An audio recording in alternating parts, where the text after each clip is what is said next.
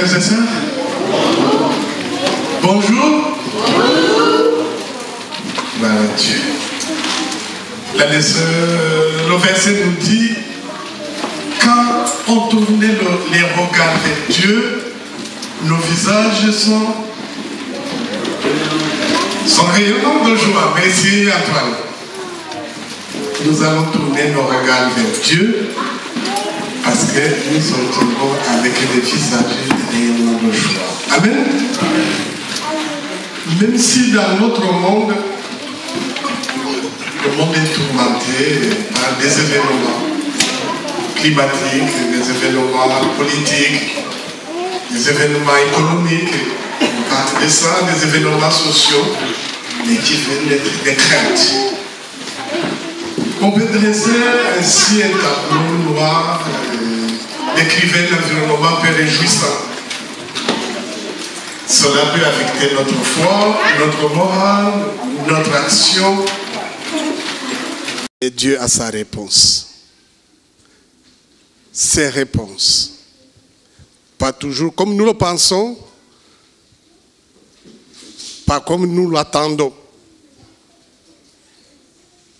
C'est une situation de son genre que nous retrouvons dans la Bible, dans l'histoire de Josaphat. C'est au 2 Chroniques, chapitre 20. 2 Chroniques, chapitre 20, du premier verset jusqu'au verset 30.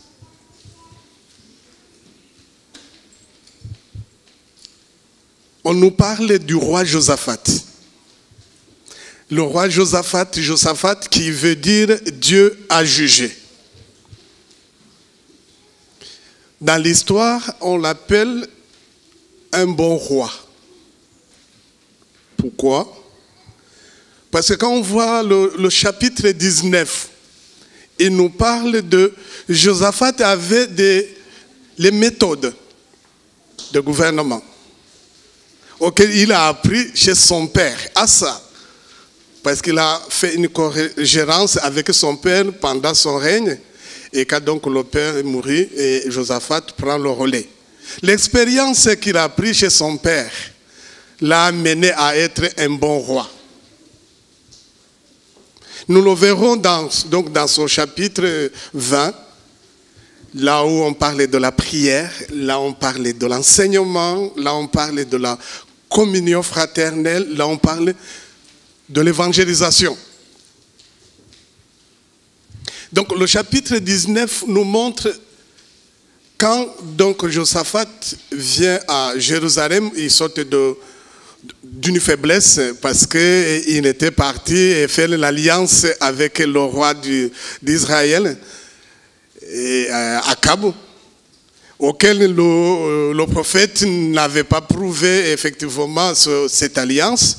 Mais qu'à cela ne tienne, comme Josaphat marchait selon les traces de son père, je dirais David, dans la crainte de l'Éternel, avec un cœur brisé, Dieu l'a préservé jusqu'à rentrer et sain et sauf. Donc arrivant à Jérusalem, il ressembla son entourage. La première chose à faire, il a commencé une tournée dans toutes les villes, les grandes villes, avec les juges, avec le sacrificateur, avec les docteurs de la loi. La mission, c'est d'enseigner le peuple. Parce qu'il avait vu que le peuple avait oublié la parole de Dieu. Et c'est en oubliant la parole de Dieu qu'ils se sont égarés, ils sont partis servir les autres dieux. Et donc, il a mis en avant une évangélisation. C'est comme nous, on parlait de porte à porte. Lui, ce n'était pas porte à porte, mais c'est de village en village, de ville en ville, et ils enseignaient la parole de Dieu. Et donc, on parle de Josaphat, son courage, ses prises de décision, son amour pour Dieu. Josaphat avait des qualités. il exhortait ses responsables à être courageux, à être consciencieux de leur mission. C'est pourquoi le chapitre 19, il établit d'abord Amaria comme sacrificateur et il prend Obédia comme le chef de la maison. Il le organise, il met les lévites, il met les juges et après, avant de les bénir, il dit non, agissez en intégrité, dans l'humilité, dans la crainte de l'Éternel, parce que c'est le peuple de Dieu que vous allez servir. Et à la fin du chapitre 19, il est béni, il dit que non, que l'Éternel bénisse à tous ceux qui vont faire le bien. Ce texte nous ramène dans Genèse, chapitre 1, verset 25, là où Dieu, après avoir créé tout, il vit que tout est beau. Mais l'ennemi n'a pas voulu cette harmonie. Voilà pourquoi il s'est introduit dans l'Éden et il a créé le désordre. Et c'est donc au moment où l'harmonie était dans le pays de Juda, avec Josaphat, avec tous les gens, l'engouement de cette évangélisation, l'ennemi n'était pas content. Il a incité donc les pays voisins, les Moabites, les Ammonites, les Maonites, pour créer la guerre.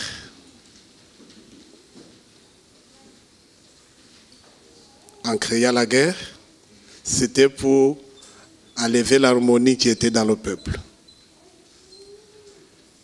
Et les gens viennent informer le roi Josaphat.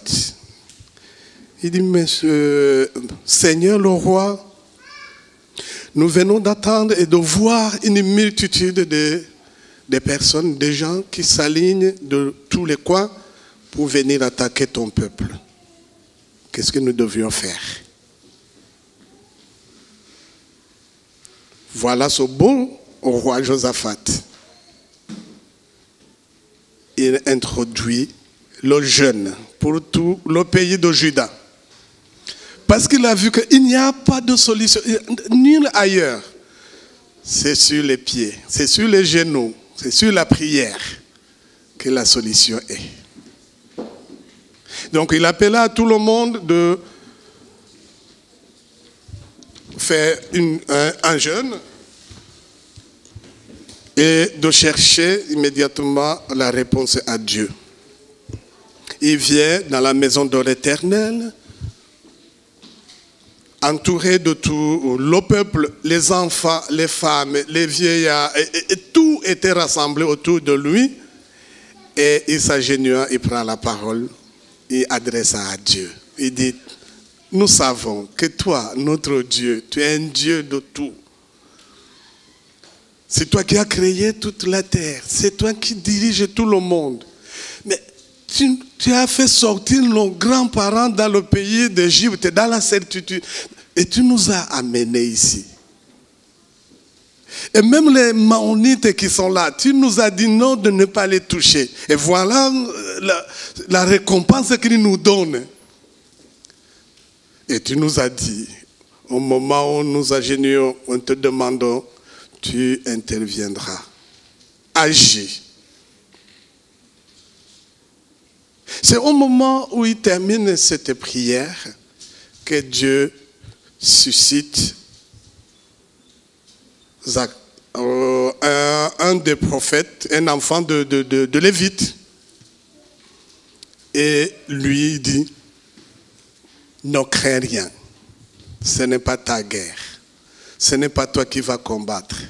C'est Dieu seul qui combattra. Amen.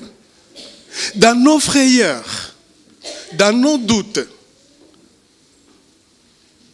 au moment où nous dressons un tableau noir, au moment où nous voyons que devant nous, il y a un obstacle, ayons cela. Que c'est dans l'assemblée, au moment où nous sommes dans la même vision, que Dieu suscite quelqu'un pour reconforter le peuple. Amen. Et donc, il suscita quelqu'un. Il dit non. N'ayez pas de crainte. Laissez seulement écouter ce que Dieu nous dit. Bon, ok. Le lendemain, le roi Josaphat appelle le peuple. Il dit, la recommandation de l'Éternel, c'est de ce que nous allons faire, ce n'est pas de combattre, mais nous devons quand même faire une action. Nous devons agir. Comment? Porter l'épée? Non. Le roi, dans sa logique, il prend les chantres, les musiciens, il les pose devant. Il dit, Dieu nous a donné la réponse, Dieu nous a donné la solution. Pourquoi ne pas glorifier Dieu, même s'il n'avait pas encore trouvé la solution? Ça montre la foi. Voilà pourquoi le titre disait « Un nouveau de la foi ». Le nouveau de la foi. Oui, nous avons cette foi. Mais aujourd'hui, Dieu nous demande de faire un pas. La difficulté n'empêche pas l'action. Nous aurons des difficultés toujours. Mais ce que Dieu nous demande, c'est d'avoir cette confiance en lui. Et donc l'histoire de Josaphat peut se résumer en 4 points.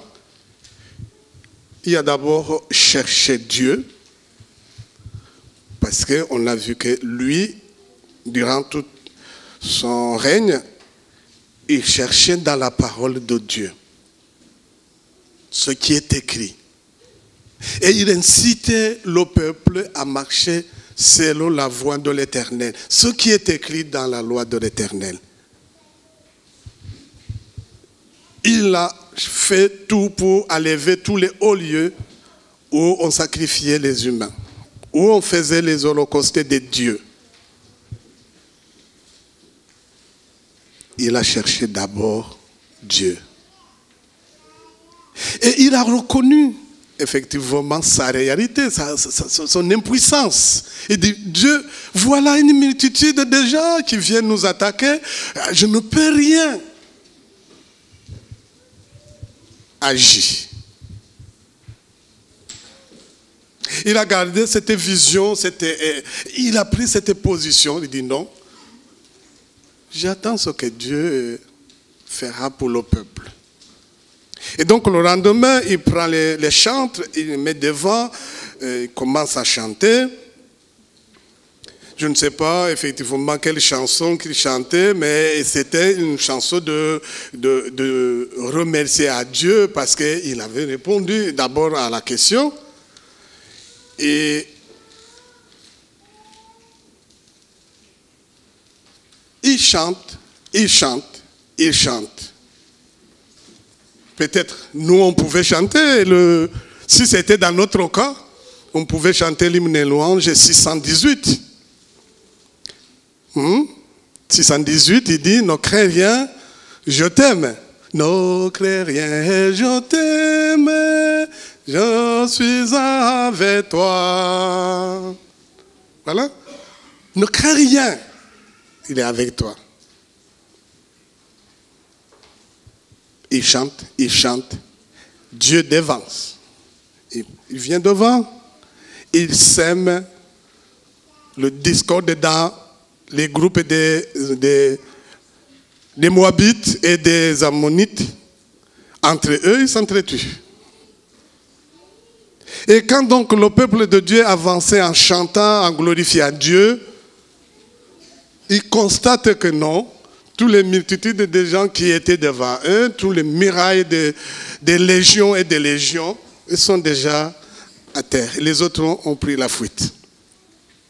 L'histoire nous montre qu'ils ont pris même plus de 3 jours pour voir tous les butins qui étaient là. Mais ce qui nous intéresse dans cette histoire, c'est de montrer comment Dieu agit à nos réponses. Mais ayons cette idée que Dieu peut répondre à l'immédiat, favorablement à notre requête. Mais il peut ne pas répondre immédiatement, il peut dire attendre, ou il peut dire non, ce n'est pas pour ton bien. Voilà pourquoi nous dit que ta volonté soit faite. Nous demandons et après on dit que la volonté du Seigneur soit faite. C'est parce que c'est lui qui connaît.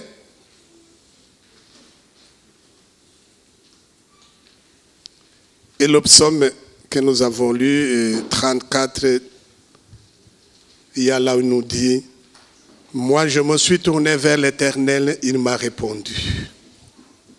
Oui, il m'a délivré de toutes mes frayeurs et qui regarde vers lui et rayonnant de joie. Et jamais son visage ne rougit de honte. Amen. Jamais. Même si donc nous traversons des moments difficiles, climatiques, politiques, économiques, sociaux, ayons dans cette idée que tous ceux qui cherchent l'Éternel et qui tournent leur regard à Dieu, leur visage, coûte que coûte, rayonnera de joie. Amen.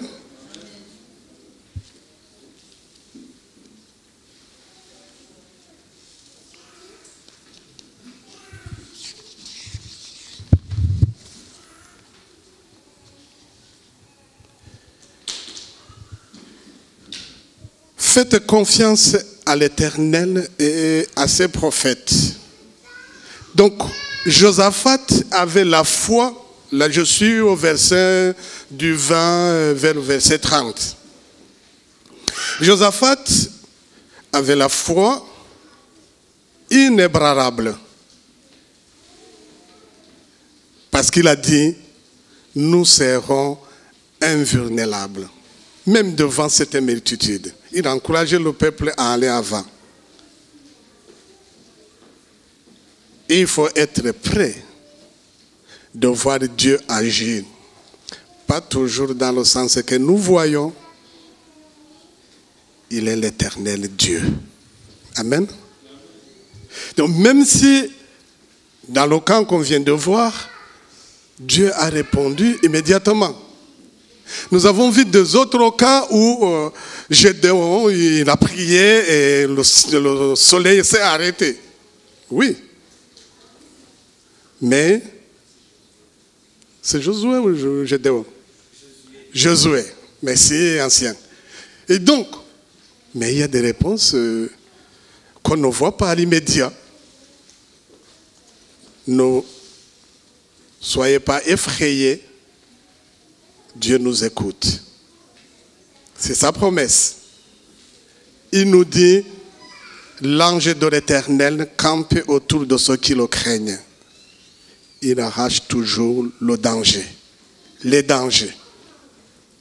Avons-nous totalement confiance en Dieu, suffisamment en nous pour prendre position? C'est une question. À chacun de répondre. Nous pouvons être intimidés et sans voix. Nous pouvons ne voir pas très clair et être dans le noir dans telle ou telle situation. La Bible nous invite à croire en Dieu, à regarder à Jésus, à nous mettre en marche, même quand on est dans une mauvaise posture. Nous avons l'exemple de Paul. Paul était enchaîné, mais ça ne lui a pas empêché de donner la parole de Dieu dans la prison. Même si nous sommes enchaînés par des difficultés, des problèmes, gardons cette vision que Dieu est toujours avec nous.